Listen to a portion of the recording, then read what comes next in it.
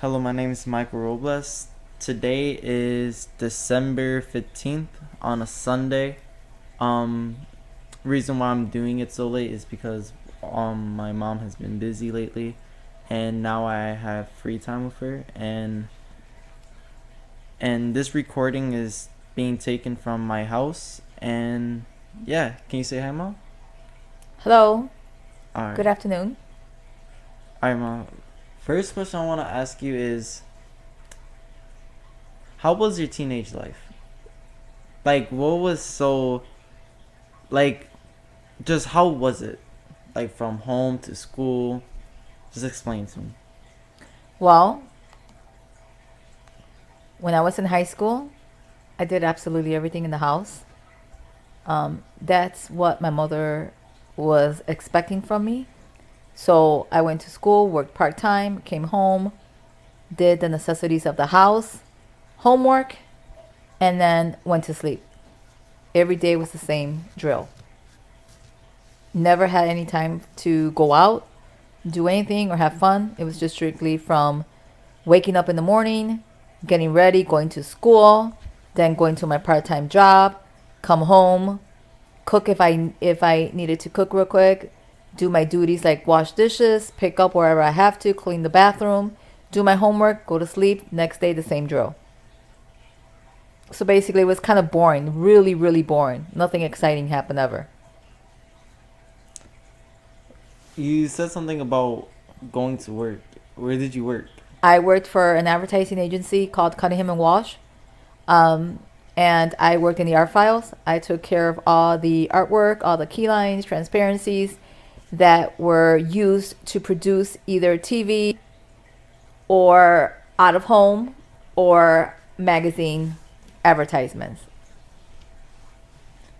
And how did your work from back then turn into your work now? So how did your work when you were a teenager turn into like how you're working right now? Well, because I did such a good work that when the company closed and the business that we were working on transferred over to the existing agency where I'm currently at, God bless, they took me with them because they liked the way that I performed. I was loyal, dedicated, consistent, never missed for any reason. So I transferred over to this new company, and that's how I began. And I transferred from several different departments within the agency. And finally, I became administrative assistant. I was a secretary. Then I went to administrative assistant, then to executive assistant, and now to a senior admin, reporting to the chief creative officer of the company in the creative department. Um all right, that's actually very interesting to hear your backstory. But now we're gonna get into something a little bit um what would you like to call it? A little bit more emotional, I guess. And so you have three children, right? Three lovely boys. You want to name them all? I have Erling Antonio, Joseph Noel, and Michael Anthony. Now, can you explain to me from each child, from Antonio, Joseph, and me, something that you learned from both of them, and something that changed your life forever? I learned that each one of them are very special and very unique in their own ways. They're very sweet, kind human beings, and I am blessed that God gave them to me. Because, like I said, they're all different, but they're all special. And I love them very much with my heart and soul. Is that all? Well, they're just very unique. So, I don't know what you want me to I'm go just further. I'm just saying, like, there's nothing like, oh, from Joseph I learned blah blah blah. Like, there's no specific. Well, Antonio's very determined. I learned that he's very patient. and very determined, and he's willing to work extra to get things done. So I think from him, I learned the value of determination and consistency. He never gives up. If he falls down, he picks himself up, and it doesn't matter who says he can't do it, he will do it because he tries and tries again no matter how many times he falls. And from Joseph, I learned maybe the gift of grace because he's very graceful and he accepts everybody for who they are, and he values his family, he loves his family, and he's sort of like a protector. So from him, I learned the gift of love. And from Michael, I learned the gift of patience and understanding. And I learned that even though he falls, he tries again, and he tries. And he's just you're a very loving soul, and you care for your family. All right. We're gonna go back to your teenage days, I guess. And I wanted to talk about when you were younger. What was your first car?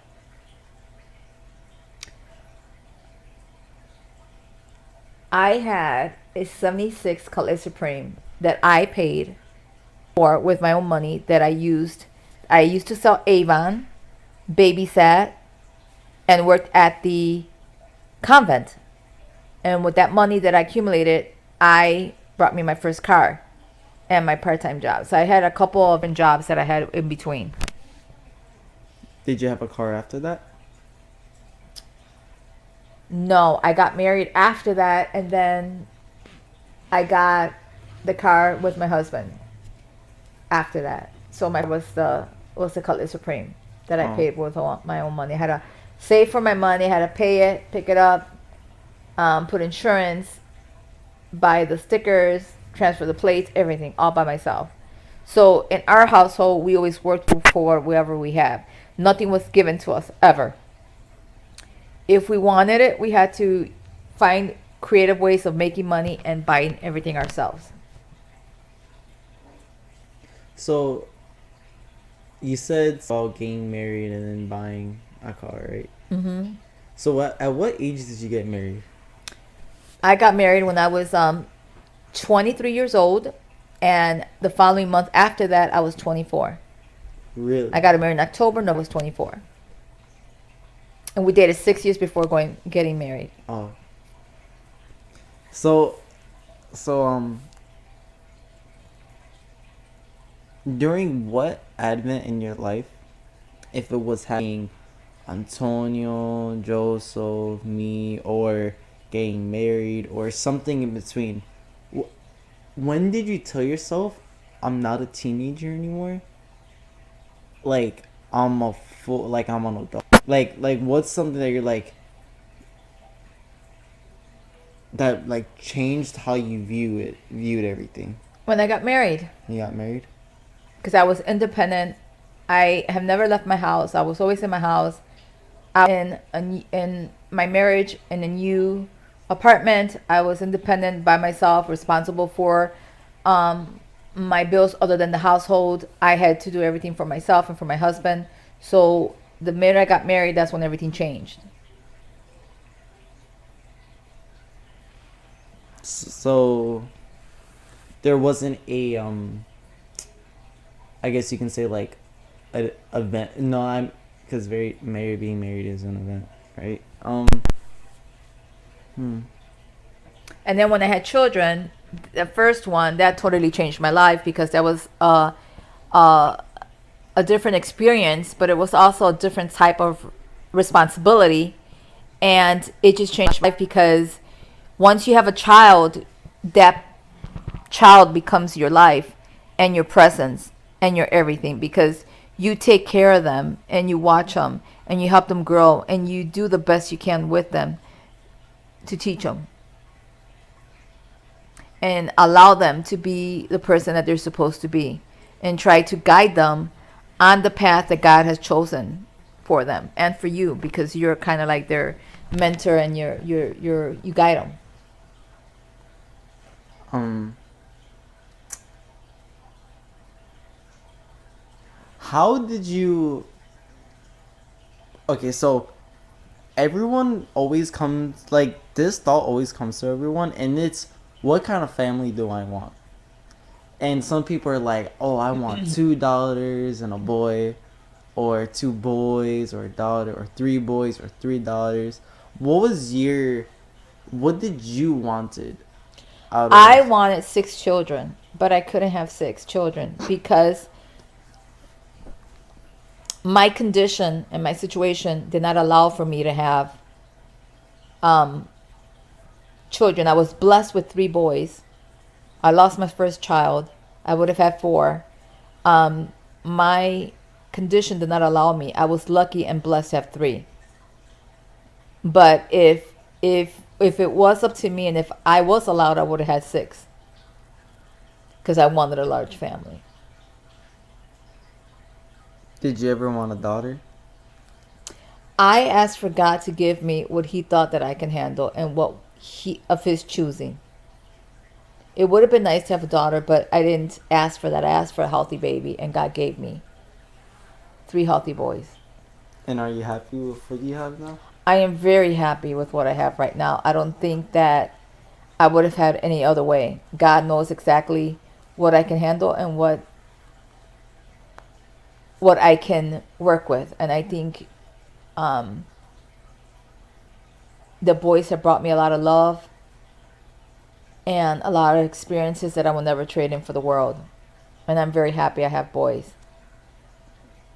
right now. I could always have daughters in the future with my daughter-in-laws or my grandchildren if I have any. So, I'm blessed in that way.